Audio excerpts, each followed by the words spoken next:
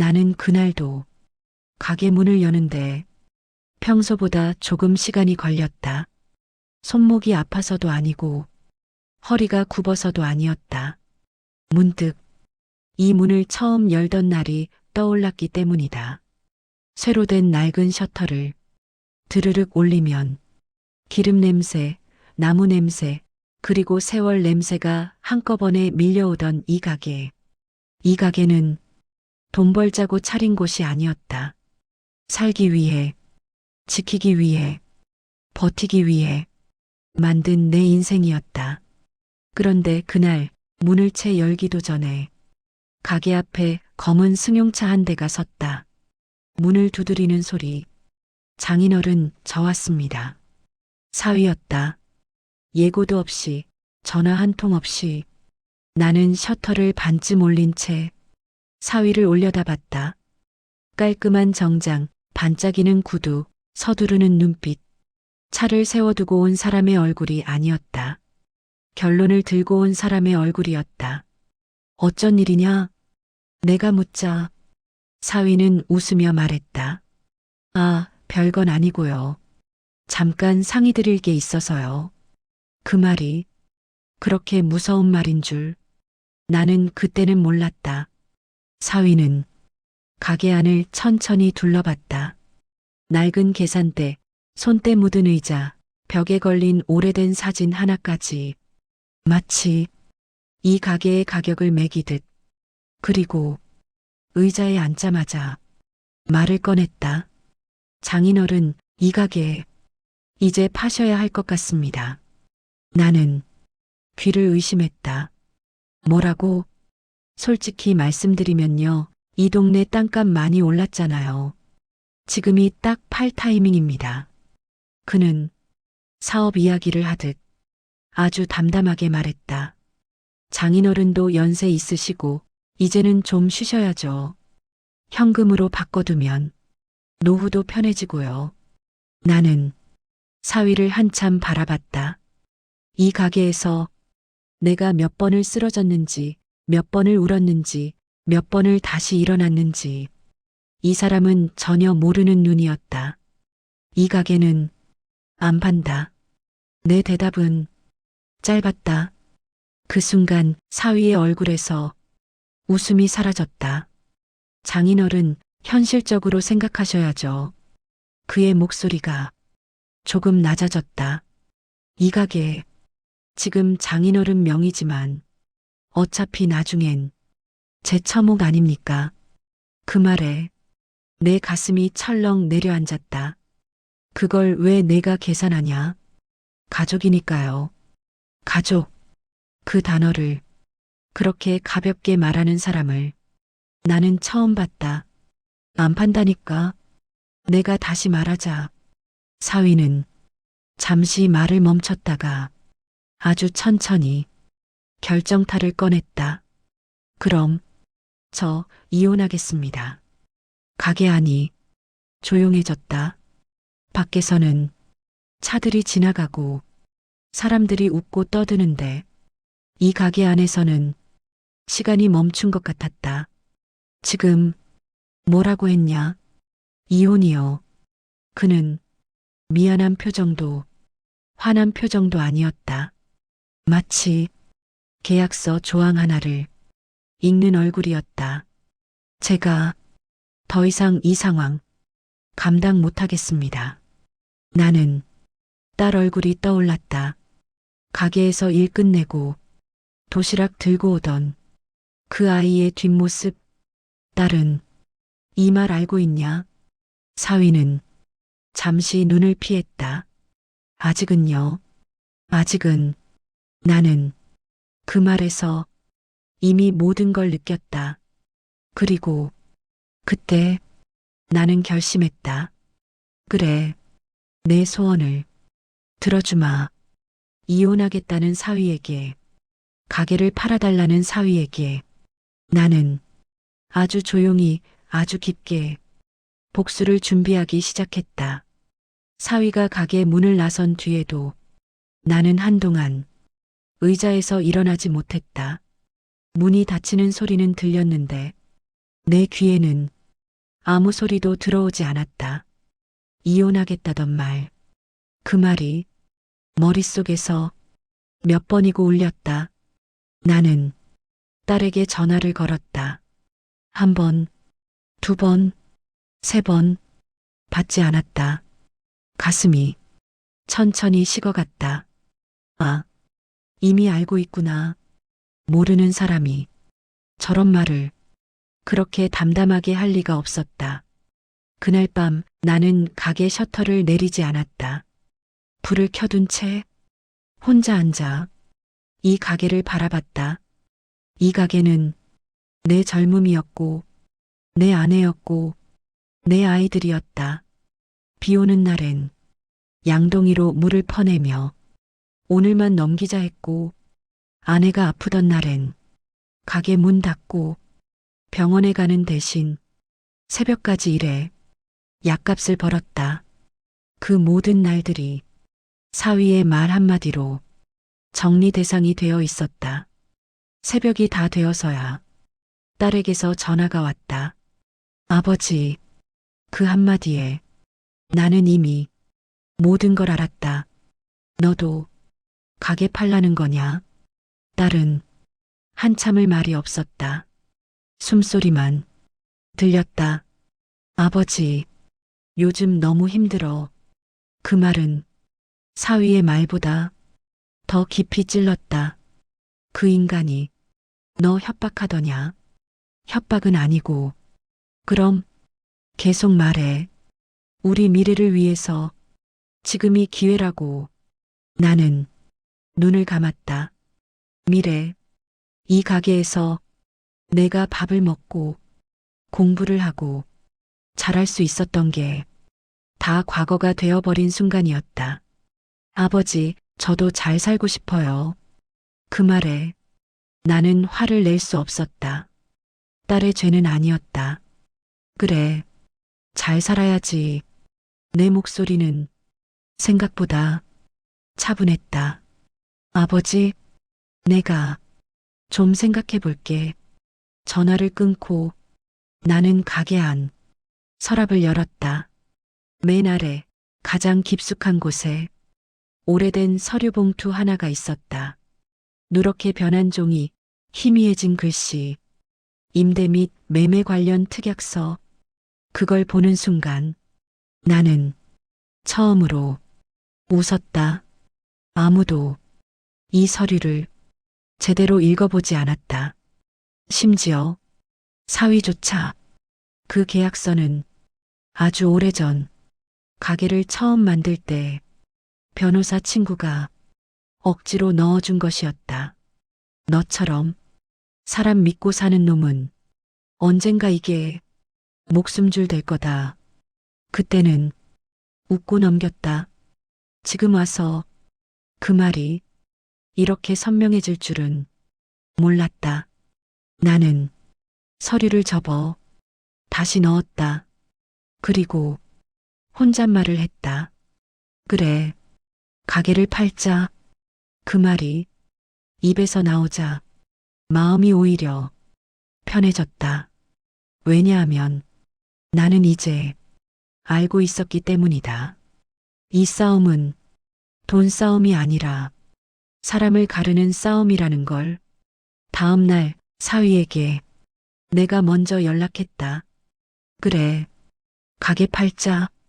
전화기 너머에서 그가 숨을 삼키는 소리가 또렷이 들렸다. 정말이십니까? 그래, 내 소원 들어주마.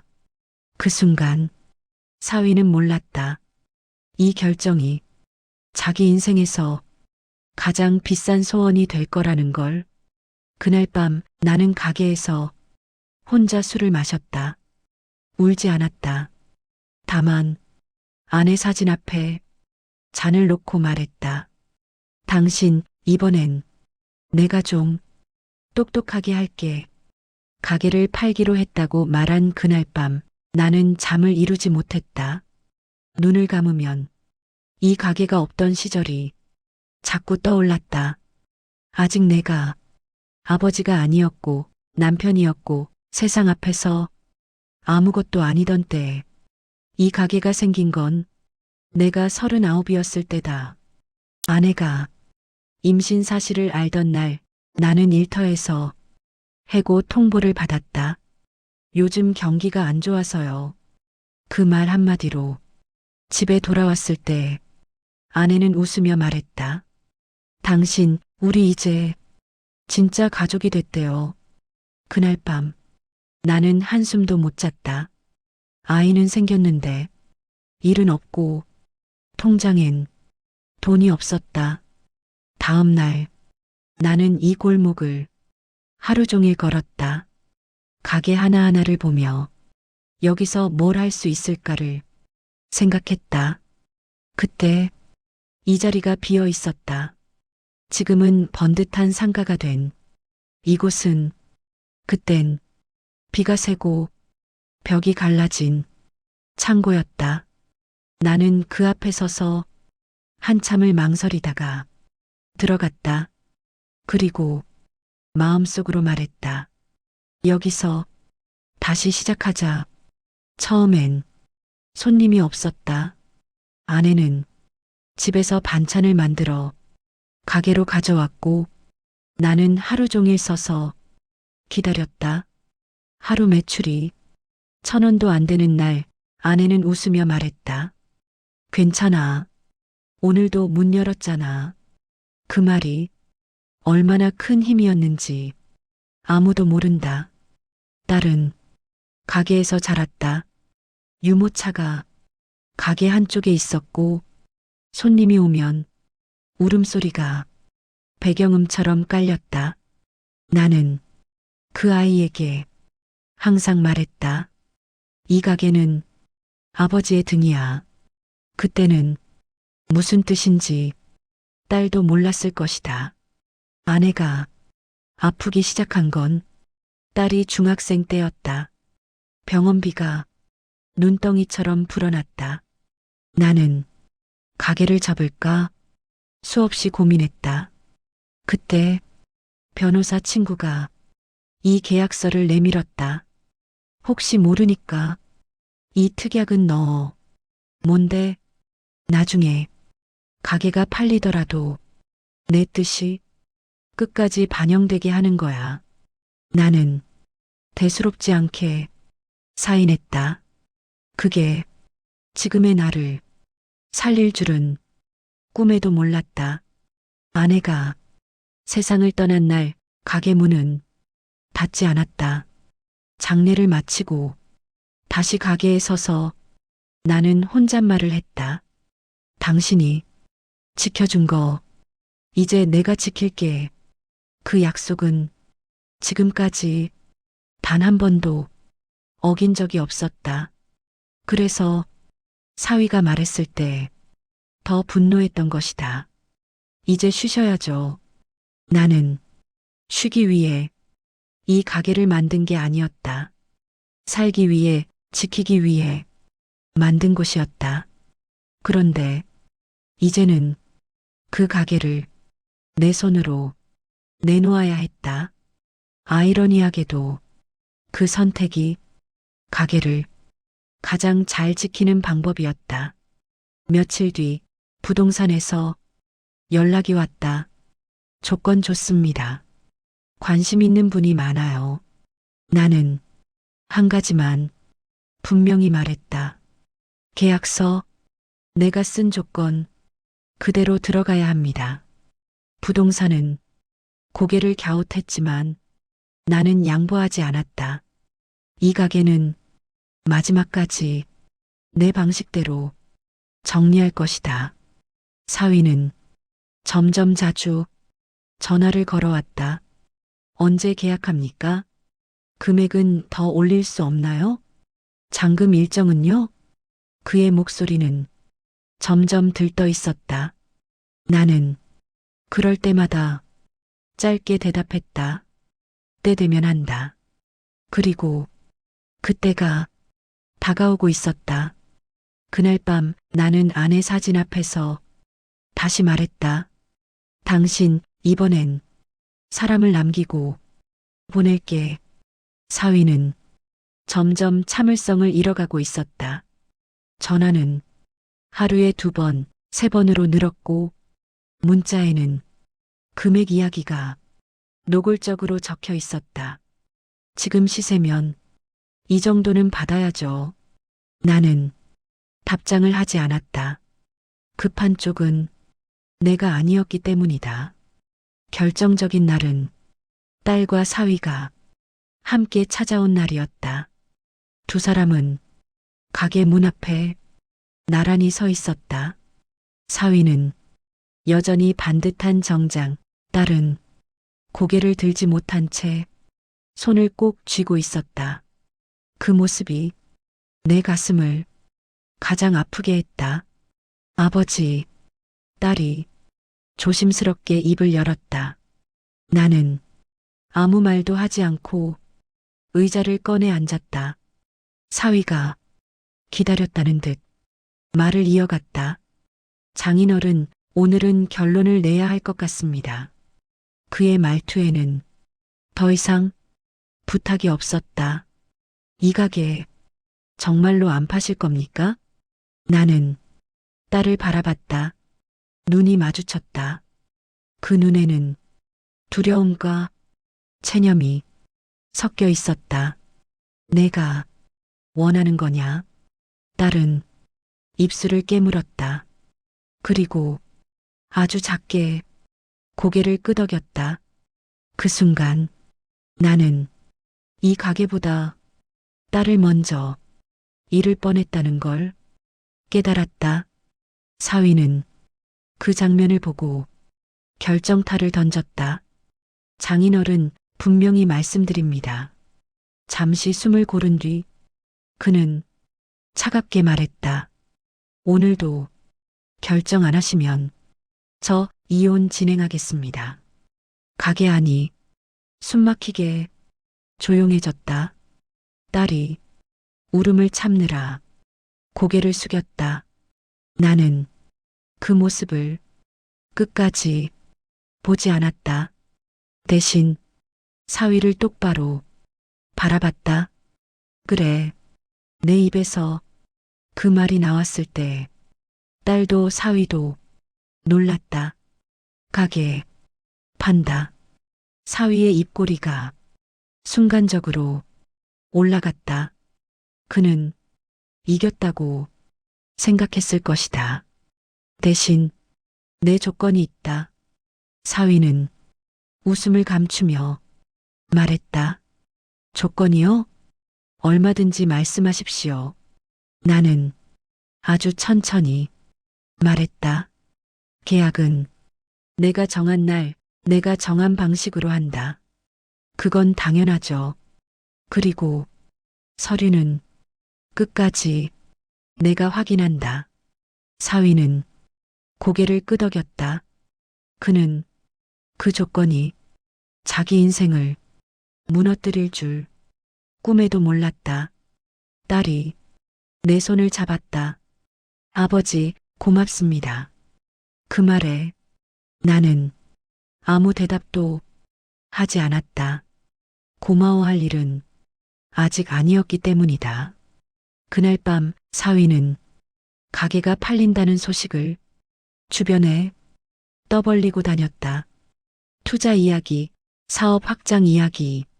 사람들은 그를 부러워했다. 하지만 그 누구도 계약서의 한 줄을 알지 못했다. 나는 조용히 변호사에게 전화를 걸었다. 이제 때가 됐다. 전화기 너머에서 그는 짧게 대답했다. 알겠다. 그럼 마지막까지 정리해주지. 나는 아내 사진을 다시 바라봤다. 당신 이제 곧이야. 계약 날짜는 내가 정했다. 굳이 빠를 필요도 서두를 이유도 없었다. 사위는 하루에도 몇 번씩 전화를 걸어왔다. 장인어른, 부동산에서 계속 연락 옵니다. 계약만 하면 바로 잔금까지 가능합니다. 그의 목소리는 점점 들떠 있었고 나는 그때마다 같은 말만 했다. 알고 있다. 계약 당일 가게 앞에는 사람이 모였다. 부동산 중개인, 매수인, 사위, 그리고 딸. 사위는 유난히 말이 많았다. 여기 위치가 얼마나 좋은데요? 이 자리는 금방 개발 들어갑니다. 마치 자기 가게인 것처럼 설명하고 다녔다. 나는 그저 조용히 서류 가방을 들고 안으로 들어갔다. 계약서가 테이블 위에 놓였다. 두툼한 종이 뭉치, 중개인은 중요한 부분만 훑어 내려갔다. 금액, 일정, 잔금일 모두 문제 없습니다. 사위는 펜을 집어들며 나를 바라봤다. 장인어른, 이제 사인만 하시면 됩니다. 나는 펜을 들지 않았다. 대신 천천히 계약서 한 장을 뒤로 넘겼다. 그리고 중개인에게 말했다. 특약 부분 읽어보셨습니까? 중개인은 잠시 멈칫했다. 아, 네, 형식적인 부분입니다. 형식 아니요. 내 목소리는 차분했지만 단호했다. 나는 그 특약 조항을 또박또박 읽기 시작했다. 본 매매로 발생하는 모든 금액은 매도인의 노후 생활 및 지정 목적에 한해 사용되며 사위의 얼굴이 서서히 굳어갔다. 직계가족이라 하더라도 매도인의 사전 서면 동의 없이는 일체 간섭하거나 사용을 요구할 수 없다. 사위가 말을 끊었다. 잠깐만요. 그게 무슨 말입니까? 나는 그를 바라보며 말했다. 말 그대로다. 그럼 이 돈을 제가 아니 우리 부부가 활용할 수 없다는 겁니까? 그렇다. 사위의 얼굴에서 핏기가 사라졌다. 장인어른, 이건 말이 안 됩니다. 그는 서류를 탁 내려놓았다. 가게를 파신 이유가 이거 아닙니까? 우리 살림에 보태려고. 나는 처음으로 목소리를 높였다. 그 가게를 판 이유는 내 협박 때문이다. 가게 안이 순식간에 조용해졌다. 딸이 고개를 들었다. 아버지, 나는 딸을 보며 말을 이었다. 이 가게는 돈이 아니다. 내 인생이었다. 그리고 사위를 다시 봤다. 그 인생을 내가 값으로 재단하려 했기 때문에 나는 내 방식대로 끝내는 거다. 사위는 이를 악물었다. 이러시면 계약 무효입니다. 무효 아니다. 그때 변호사가 조용히 입을 열었다. 이미 법적 효력? 문제 없습니다. 사위의 눈이 커졌다. 계약은 그대로 진행됐다. 내 이름으로 사인했고 매수인은 고개를 끄덕였다. 사위는 끝내 펜을 잡지 못했다. 가게 문을 나서며 사위가 낮은 목소리로 말했다. 이혼 진짜로 하겠습니다. 나는 뒤돌아보지 않았다. 그래라. 그 한마디가 내가 줄 수 있는 마지막 대답이었다. 그날 밤 가게는 내 손을 떠났다. 하지만 이상하게도 나는 허전하지 않았다. 오히려 아주 오래된 짐을 내려놓은 기분이었다. 잔금이 들어온 날 나는 통장을 한 번만 확인했다. 숫자는 생각보다 컸지만 마음은 전혀 움직이지 않았다. 그 돈은 이미 내 것이 아니었다. 지켜야 할 목, 돌려줄 목, 그리고 끝까지 남길 몫이 정해져 있었기 때문이다. 사위는 그날 저녁 바로 전화를 걸어왔다. 장인어른, 이제 다 정리됐죠? 그래. 그럼 이제 저희도 계획을 세워야 하지 않겠습니까? 나는 말없이 듣고 있었다. 일단 아파트 대출부터 갚고 사업 자금도 좀. 그때 나는 조용히 말했다. 그 돈은 내가 쓸 돈이 아니다. 전화기 넘어가 잠시 조용해졌다. 장인어른, 아직도 그 말씀을 하십니까? 사위의 목소리가 서서히 날카로워졌다. 그 가게 판 이유가 뭡니까? 결국 가족 아니에요? 나는 차분히 대답했다. 가족이기 때문에 돈으로 묶지 않는 거다. 사위는 웃음을 터뜨렸다. 장인어른, 이 나이에 돈 쥐고 계셔서 뭐 하실 겁니까? 그 말은 선을 넘었다.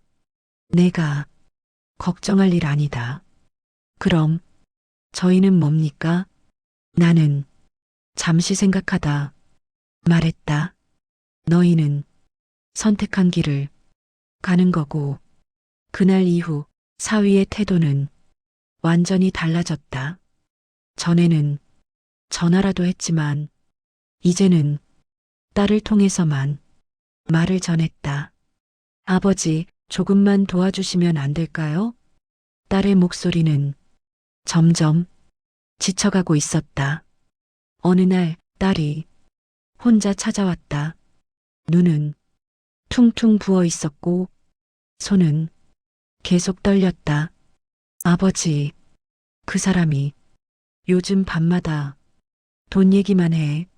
나는 딸에게 따뜻한 차를 내주었다. 뭐라고 하더냐? 자기 인생이 망가졌대요. 그 말에 나는 고개를 끄덕였다. 아버지, 정말 이혼할까요? 딸의 질문은 이미 답을 알고 있었다. 나는 천천히 말했다. 이혼은 서류로 하는 게 아니다. 딸이 나를 바라봤다. 사람이 이미 떠났을 때 끝나는 거다. 며칠 뒤 사위는 마지막으로 찾아왔다. 이번엔 정장도 아니었다. 구겨진 셔츠, 날선 얼굴. 장인어른, 한 번만 더 생각해 보십시오. 나는 그를 문 앞에서 멈춰 세웠다. 여기까지다. 이렇게까지 하실 필요 있습니까? 사위의 목소리는 거의 애원에 가까웠다. 나는 그의 말을 끊었다. 사위의 얼굴이 굳어졌다. 그날 밤 딸에게서 전화가 왔다. 나는 아무 말도 하지 않았다. 딸은 이미 울고 있었기 때문이다. 전화를 끊고 나는 혼자 중얼거렸다. 이 싸움은 가게로 시작했지만 끝은 사람으로 날 것이었다. 이혼 서류를 먼저 꺼낸 건 사위였다. 그 사실이 내 마음을 더 무겁게 했다. 끝까지 돈으로 사람을 움직일 수 있다고 믿고 있었기 때문이다. 딸은 서류를 들고 아무 말 없이 내 앞에 앉았다. 하얀 종이가 유난히 차갑게 보였다. 나는 서류를 보지 않았다. 대신 딸의 얼굴을 봤다. 딸은 한참을 아무 말도 하지 못했다. 눈물이 서서히 흘러내렸다. 그 말이면 충분했다. 나는 조용히 말했다. 딸의 어깨가 크게 흔들렸다. 나는 딸의 울음을 막지 않았다. 울어야 끝낼 수 있는 관계도 있기 때문이다. 사위는 이혼 서류에 사인을 요구하며 마지막으로 전화를 걸어왔다. 나는 아주 짧게 대답했다. 그는 화를 냈고 소리를 질렀고 과거를 들먹였다. 나는 그 말에 처음으로 웃었다. 전화는 뚝 끊겼다. 그날 이후 사위에게서 연락은 오지 않았다. 침묵은 늘 그렇듯 모든 걸 정리하고 있었다. 며칠 뒤 딸은 짐을 싸서 내 집으로 들어왔다. 예전처럼 가게로 돌아온 게 아니라 이제는 집으로 돌아온 느낌이었다. 나는 고개를 저었다.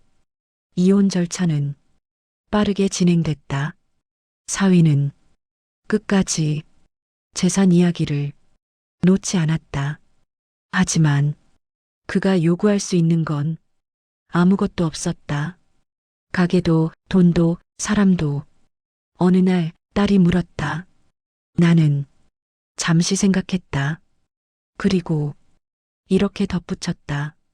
그날 밤 나는 아내 사진 앞에서 아무 말도 하지 않았다. 침묵이 가장 큰 보고였기 때문이다. 가게가 사라진 자리는 생각보다 조용했다. 셔터를 올릴 필요도 없고 불을 켤 이유도 없었다. 아침이 와도 급할 게 없었다. 그게 이상하게도 낯설었다. 처음 며칠은 몸이 먼저 가게를 찾았다. 습관이 기억보다 앞섰기 때문이다. 골목 어귀까지 걸어갔다가 멈춰서서 한참을 바라보다 돌아오곤 했다. 그 자리에 새 현수막이 걸렸다. 그 글자를 보며 나는 이상하게도 마음이 편해졌다. 이제 그곳은 내 인생의 무대가 아니라 시대의 무대가 된 것이다. 딸은 아침마다 내게 묻곤 했다. 나는 웃으며 대답했다. 그 말이 처음으로 거짓이 아니었다. 가게가 있을 때 나는 쓸모 있는 사람이었고 이제는 그냥 사람이 되었다. 놀랍게도 그게 훨씬 편했다. 동네 사람들이 하나둘 연락을 해왔다. 그 말 속에는 부러움과 아쉬움이 섞여 있었다. 나는 그럴 때마다 이렇게 말했다. 사위 쪽 소식도 간간히 들려왔다. 사업이 뜻대로 안 된다는 말, 사람들과 멀어졌다는 말. 나는 아무 말도 하지 않았다. 이미 할 말은 다 했기 때문이다. 어느 날 딸이 이렇게 말했다. 나는 고개를 끄덕였다. 그게 돈보다 무서운 순간이다. 가게가 사라지자 비로소 보이기 시작한 게 있었다. 누가 돈 때문에 웃었는지, 누가 사람 때문에 남았는지 그 차이는 너무 분명했다. 나는 아내 사진을 한 번 더 바라봤다. 그 말에 사진 속 아내가 조금 웃는 것 같았다.